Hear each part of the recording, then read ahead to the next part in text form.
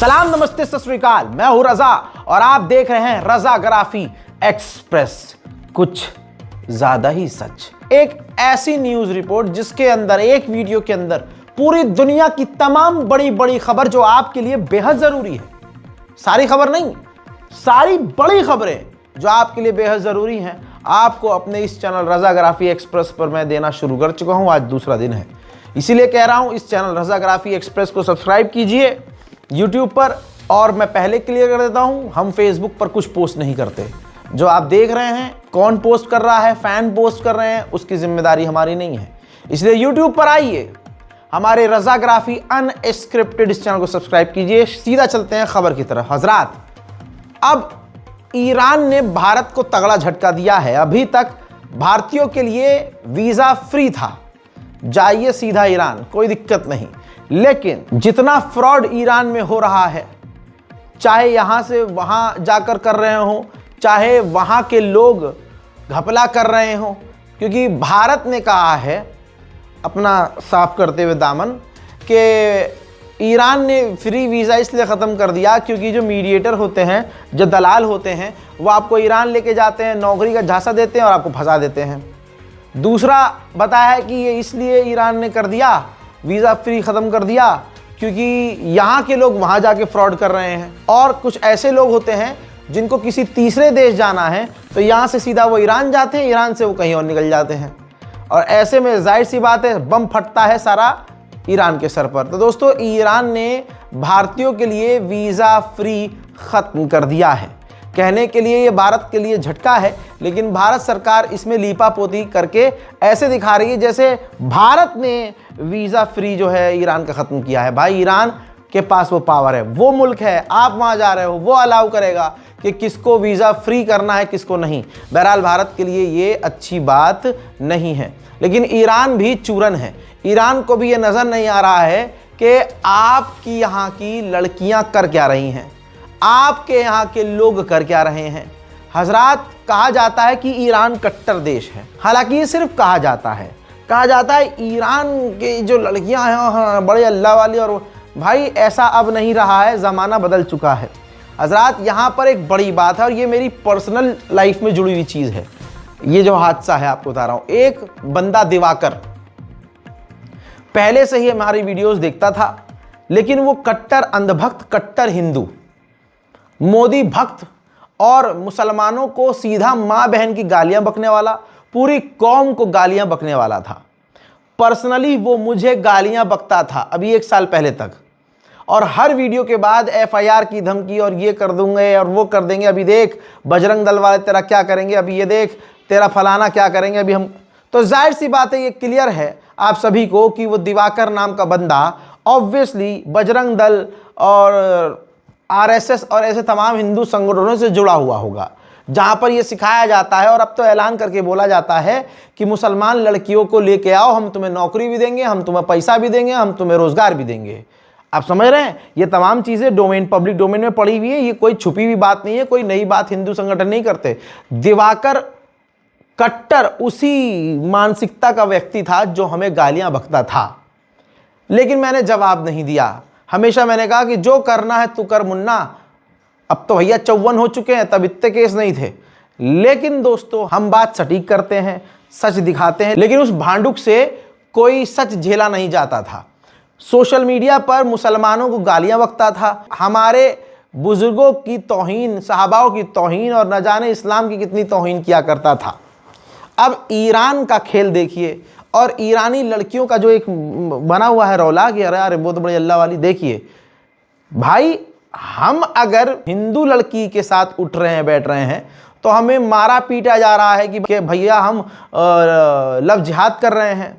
लेकिन इस दिवाकर नाम के व्यक्ति ने इंटरनेशनल लेवल पर भगवा लव ट्रैप चलाया और अपने लव ट्रैप में ईरान की एक लड़की को फंसा लिया। फाइजा ईरान की एक खूबसूरत और मुसलमान लड़की, शिया लड़की, शिया समाज की लड़की है, लेकिन मुसलमान। आप सोच नहीं सकते, इस दिवाकर ने चक्कर चलाया और पता नहीं क्या घुट्टी पिलाई कि वो लड़की ईरान की फाइजा हिंदुस्तान आई, दिवाकर से शादी की, और सिर्फ शादी नहीं की यहाँ वो ऑब्वियसली अपने परिवार के साथ रहने लगी। ये बात मुझे पता नहीं थी, लेकिन जब वो खुद उस लड़की का इस्तेमाल करने लगा अपने सोशल मीडिया पर कंटेंट बनाने के लिए, तब जब अकाउंट चेक किया दिवाकर का मैंने, तो देखा कि भाई इसने तो मुसलमान लड़की, वो भी ईरान की लड़की से शादी कर ली। अच्छा, मुंह अगर अच्छा हो झटकुल्ले का तो समझ में आए। ईरान की एक खूबसूरत लड़की एक गैर मुस्लिम के साथ फंसी झटकुल्ले के साथ, और उसके बाद हालात ये हुए 1.5 साल के अंदर कि फायजा ने, अब ये रही इंडिया टुडे से लेकर तमाम बड़े अखबारों में खबर आती है, वायरल होती है कि भाई दिवाकर फायजा को मार रहा है, पीट रहा है और दहेज की डिमांड कर रहा है। भाई गू के आगे जो लोग कुछ सोच नहीं सकते, भाई वो यही करेंगे। भाई जिस कौम के लिए इनके दिमाग और दिल में इतनी नफरत है, वो मुस्लिम लड़कियों के साथ करेंगे क्या? और फायजा हिंदुस्तान के हालात को नहीं जानती थी, वो इसके जाल में फंस गई। मामला यहां तक हो गया कि फायजा को इतना बुरा पीटा इन्होंने और इन लोगों ने इतना टॉर्चर किया कि उसको पुलिस कंप्लेंट करना पड़ा। जब पुलिस कंप्लेंट हुई तो भाई दिवाकर की फट के 4 हुई और दिवाकर साहब ने तुरंत कॉम्प्रोमाइज कर लिया। और आपको बता दूं कि फायजा भी मान गई, क्योंकि भाई उसको अपना घर बचाना था। भाई दीन मजहब पर थूक कर उसने गू खा लिया, तो उसे पता है कि अगर इधर की नहीं रही तो उधर की भी नहीं रहूंगी। बहरहाल अब ये खेल भी हो सकता है दिवाकर का, ये दिवाकर का खेल भी हो सकता है कि यहाँ बेरोजगार मैं यहाँ पड़ा हुआ हूँ, फेमस होने का आसान तरीका यही है। हो सकता है ये सब ड्रामा भी इन्होंने रचा हो ताकि मीडिया में छा जाएं। बहरहाल छा गए, खबर आ गई, तुरंत इन्होंने कॉम्प्रोमाइज़ कर लिया। और फिर दिवाकर ने कहा कि हम जो हैं अब ईरान जा रहे हैं, मैं ईरान जा रहा हूँ, अब ससुराल में ये पड़ेगा जाके। कितने आराम से यहाँ पर एक बैठा हुआ अंधभक्त बेरोजगार मुसलमान लड़की को फंसा लेता है, फिर यहाँ उससे मारम पीटी होती है, फिर उसके साथ ये उसके मुल्क जाकर रहने की तैयारी करता है। हो सकता है अब ये ईरान जा चुका हो, लेकिन यहाँ पर अब ईरान को सोचना चाहिए, ईरान को समझना चाहिए कि जो इस्लाम के विरोधी हैं, जो पैगंबर इस्लाम को गाली बकने वाले हैं, जो इस्लाम का विरोध करने वाले हैं, आप इतने कमज़ोर हो गए कि आपके देश की लड़कियां विदेश जाकर, सिर्फ विदेश नहीं गैर मजहब से शादी करती हैं, फिर उनको उठाकर ईरान लेके जाती हैं, या फिर ये सारा उसका अंधभक्त का खेल होता है कि वो इस तरह से आराम से भारत से निकल के ईरान जाकर बस जाए। अब ऐसा इंसान जो इस्लाम को गालियां बकता है, ऐसा इंसान जो सिर्फ नफरत फैलाता है और गालियां मुसलमानों को निकालता है, ऐसा इंसान ईरान में आएगा तो आपको क्या लगता है कि ईरान में इस्लामी वो कल्चर अपनाएगा, या फिर ईरान की वो तारीफ करेगा, या दीन की तारीफ करेगा? नहीं, ईरान को शर्म आनी चाहिए। ऐसे लोगों को ईरान के अंदर एंट्री नहीं मिलनी चाहिए, क्योंकि पहले ही मूसाद के जासूस ईरान में भरे पड़े हैं और ये लोग ईरान के नहीं बल्कि इजराइल के समर्थक होते हैं। अब ईरान में रहकर ऐसे लोग ईरान के लिए काम करेंगे या मूसाद के लिए, ये किसी गधे को भी समझ में आ जाएगा। अब यहां से ईरान को समझना चाहिए, मैंने अपना काम कर दिया। जो लोग कह रहे थे कि भारत झुकेगा नहीं, मोदी झुकेगा नहीं, यहां बता दूं कि अब खेल दूसरा हो गया है। भारत ने अमेरिका के साथ डील कर ली है, LNG गैस लेगा अब भारत, वो भी इतनी ज्यादा मात्रा में। भारत को जितनी जरूरत है उसका 10% भारत अब अमेरिका से ही गैस खरीदेगा। हालांकि अभी भी यह बड़ा सवाल है कि अब जब गैस की मुसीबत खत्म हो गई तो क्या भारत में गैस सस्ती होगी? जवाब मुझे देने की जरूरत नहीं है भाई। जहां 10,000 रुपये में पूरा बिहार बिक रहा है, तवज्जो है, वहां पर क्या ही आप बात करोगे और वहां के लिए क्या ही बात करोगे। हजरात मोहतरम, कहने वाले कह रहे थे अमेरिका के आगे झुकेगा नहीं, लेकिन इसी सरकार ने अमेरिका से डील भी कर ली है और मंत्रियों ने, बीजेपी के मंत्रियों ने और तेल मंत्री ने इसको ऐतिहासिक जीत बताया है एकदम। अरे भाई जबरदस्त, सोशल मीडिया पर और न जाने कहां कहां उन्होंने खुद लिखा है कि ये ऐतिहासिक जीत है। अब ये कोई समझा दे भाई ये ऐतिहासिक जीत कैसे, कल तो आप कह रहे थे आप झुकोगे नहीं। बहरहाल दोस्तों आगे बढ़ते हैं। वहीं तालिबान को जो फेंटा कल तक गालियां बक रहा था, फेंटा मेरे दोस्त का नाम है बाय द वे। हाँ अब समझ, फेंटा आ रहा है ना समझ में। हाँ आपको बता दूं, बहुत सारे लोग आतंकवादी बताते थे तालिबान को। वही तालिबान की सरकार, अफगानिस्तान की सरकार भारत के साथ हर मोड़ पर खड़ी हो गई है। यहां तक कि भारत को सामान सस्ते में मिल जाए और भारत के साथ अफगानिस्तान का ट्रेड और बढ़ जाए, इसलिए अफगानिस्तान की तालिबान सरकार ने भारत के लिए कैरियर ट्रक जो जमीनी रास्ते से भारत आते हैं सामान लेकर, उनका रेट कम कर दिया है ताकि ट्रांसपोर्टेशन सस्ती हो जाए और भारत अफगानिस्तान से ज्यादा सामान खरीदे। वहीं मेरे दोस्तों, पाकिस्तान की आर्मी को रेलते हुए भारत के आर्मी चीफ ने साफ कह दिया है कि ऑपरेशन सिंदूर तो ट्रेलर भी नहीं है ठीक से, फिल्म तो बाकी है। और अगर पाकिस्तान ने हमको मौका दिया, ये सौभाग्य हमको मिला, तो अगले 4 साल तक हम पाकिस्तान को सिखाएंगे बढ़िया करके कि बात कैसे की जाती है, पड़ोस का सम्मान कैसा किया जाता है और कैसे पड़ोस के साथ व्यवहार किया जाता है।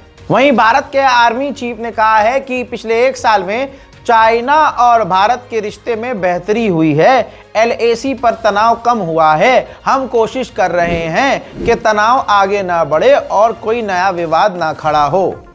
हाँ भले ही चाइना घुसपैठ करता रहे, अरुणाचल में गांव बना ले, है ना।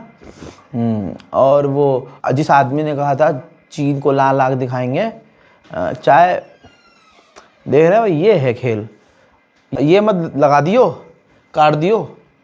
54 FIR 55 नहीं झेलूंगा भाई, बहुत हो गई। कहा जाता है भसोट ना हो तो भौंकना नहीं चाहिए, गुदा नहीं हम तुम्हारे फूफा नहीं। दोस्तों चाइना के ऊपर जापान की जो महिला प्रधानमंत्री पहली बनी है, फॉर्म में ऐसी आई कि लबर लबर लबर झंटस कुछ भी बोले चली गई, लद भाई सड़क कुछ भी बोलती चली गई ताइवान के समर्थन में। चाइना ने खेल कर दिया। चाइना ने कह दिया अपने तमाम लोगों से कि जापान जाना बंद करो, जापान के साथ काम करना बंद करो। ये 4 दिन पहले कहा चाइना ने। आज ये 4था दिन है जब मैं ये आपको अपडेट दे रहा हूं। जापान का स्टॉक मार्केट गिरने लगा, 4% 4 दिन में गिर गया। चाइनीज लोगों ने इन्वेस्टमेंट करना बंद कर दिया, ट्रैवल करना बंद कर दिया, सामान जो ले रहे थे बल्क में वो भाई ऑर्डर कैंसिल कर दिए। भाई तगड़ा झटका हुआ, 4 दिन में 4%। ऐसी फटी कि फटीक में आना पड़ा जापान को। जापान ने अपनी तुरंत एक डेलीगेशन तैयार की और मिठाई लेके भेज दिया चाइना। इसे कहते हैं तो सोच समझ के पंगा लेना चाहिए और अपनी लल्लू पर काबू रखना चाहिए। हजरात सैटेलाइट इमेज से खुलासा हो रहा है, ये चीन की सैटेलाइट इमेज है जहां नजर आ रहा है कि चाइना ने जहां से परमाणु टेस्ट किया था, जो उसका कामयाब हुआ, अब उस जगह को वो और डेवलप कर रहा है ताकि भविष्य में इस जगह से और भी टेस्ट किए जा सकें। उधर साउथ कोरिया की भी हवा निकल गई। अब जो साउथ कोरिया कट्टर था, खिलाफ था नॉर्थ कोरिया के, ये देखिए ऑफिशियल रिपोर्ट है, पूरा बयान है।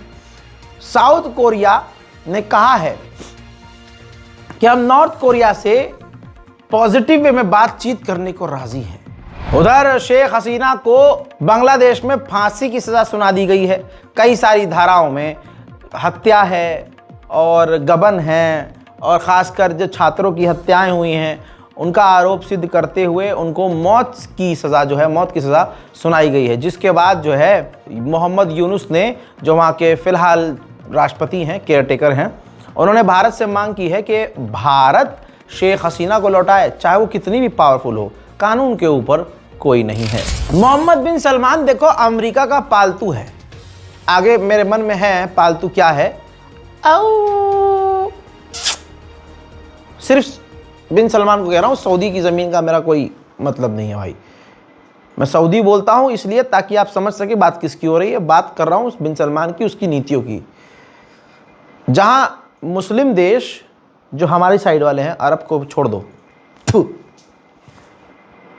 जो मुस्लिम देश अमेरिका से दूर रहना चाहते हैं, दूर कि भाई इससे ना हमें कोई मतलब वास्ता रखना है, हम अपने दम पे हैं भाई जो हैं। वहाँ सऊदी यानी आपका बिन सलमान प्यारा प्यारा, वो ट्रंप के लिए एकदम ये ट्रंप को फ़ायदा होना चाहिए। मालदीव में एक लग्जरी प्रोजेक्ट था बहुत बड़ा। तो सऊदी अरब की एक कंपनी है दार ग्लोबल, सऊदी कंपनी दार ग्लोबल ने डोनाल्ड ट्रंप की एक संस्था के साथ मिलकर मालदीव में उस लग्जरी बिलियंस ऑफ डॉलर के प्रोजेक्ट को खरीद लिया है। आप समझ रहे हैं, इतना पैसा सऊदी अरब अमेरिका की कंपनी में इन्वेस्ट कर रहा है। शंघाई कॉरपोरेशन ऑर्गेनाइजेशन SCO की मीटिंग रूस में हो रही है। मंजर आपके सामने है, जहां पर हमारे मुल्क के माननीय विदेश मंत्री जयशंकर भी शामिल हैं। SCO में जो मेन मेंबर है, ये ग्रुप जो है चीन का है, चीन इसमें मेन मेंबर है और इस मीटिंग पर अमेरिका की नज़र है। हजरात, अमेरिकी पायलट काबिल हैं और वो महाकाबिल हैं, ये बात हकीकत है। क्योंकि भाई देखो, जो चीज़ है वो माननी पड़ेगी। F-22 जो एडवांस फाइटर जेट है, अमेरिका ने ऐलान किया है कि दुनिया में पहली बार कोई ऐसा जहाज़ है फाइटर जेट F-22 जिसके अंदर का जो पायलट है वो उड़ते हुए F-22 से एक उड़ते हुए ड्रोन को उड़ा रहा था। समझ रहे हैं आप, यानी फाइटर जेट भी उड़ा रहा था और वही पायलट सामने और साथ में चलने वाले ड्रोन को भी ऑपरेट कर रहा था। जंग के मैदान में ये काफ़ी ख़ास टेक्निक देखने को मिल सकती है। डोनाल्ड ट्रंप पागल लदभैसड़ आदमी है, इससे बात करना ऐसा है कुत्ते के पिछवाड़े पर सर पीटना। दोस्तों, अब इसने कहा है, बयान में लगा नहीं सकता लेकिन दिखा सकता हूँ, मीडिया से कहा है कि हो सकता है कि मैं वेनेजुएला के राष्ट्रपति से बात करूं, लेकिन साथ में कोलंबिया को भी धमकी दे दी और मैक्सिको को भी धमकी दे दी। कहा कि मैं मैक्सिको पर हमला कर सकता हूं और कोलंबिया को भी रुकना होगा, ड्रग कार्टल्स को, तस्करी को रोकना होगा। यानी आप देख रहे हैं, खुल्लम खुल्ला कई देशों पर हमला करने की अगला धमकी दे रहा है। अब वेनेजुएला के करीब एक और देश है इक्वाडोर। इक्वाडोर के अंदर अमेरिका ये मांग कर रहा था, ट्रंप कह रहा था कि हमें अपनी ज़मीन पर अपना एक अमेरिकी एयरबेस बनाने दीजिए और अपने एयर स्पेस का इस्तेमाल हमें करने दीजिए। अब वहाँ की जनता से पूछा गया, रेफरेंडम पूछा गया कि क्या किया जाए, अमेरिका को अपने मुल्क में ज़मीन दी जाए दूसरे देश पर हमला करने के लिए। तो भाई साहब, जनता ने एक तरफा कह दिया नहीं।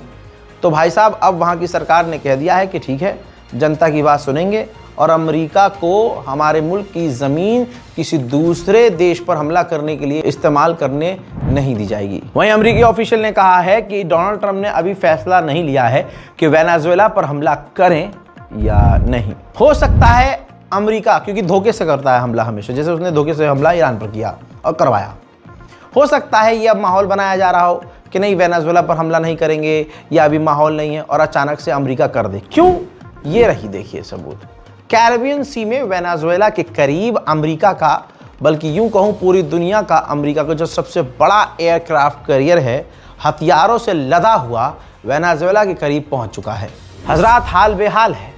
ऐसे ही रज़ाग्राफी एक्सप्रेस पर पूरी दुनिया की तमाम अहम और बड़ी खबरें जो मैं छांट छांट कर आसान ज़बान में आपके सामने लाता हूं, रोज़ लाता रहूँगा। हमारे चैनल रज़ाग्राफी एक्सप्रेस को सब्सक्राइब कीजिए, अपने मामू, चचा, अब्बू, खालू, नानू सबको बता दीजिए कि देखिए अब रज़ाग्राफी की ये वाली रिपोर्ट जो है रज़ाग्राफी एक्सप्रेस पर आएगी।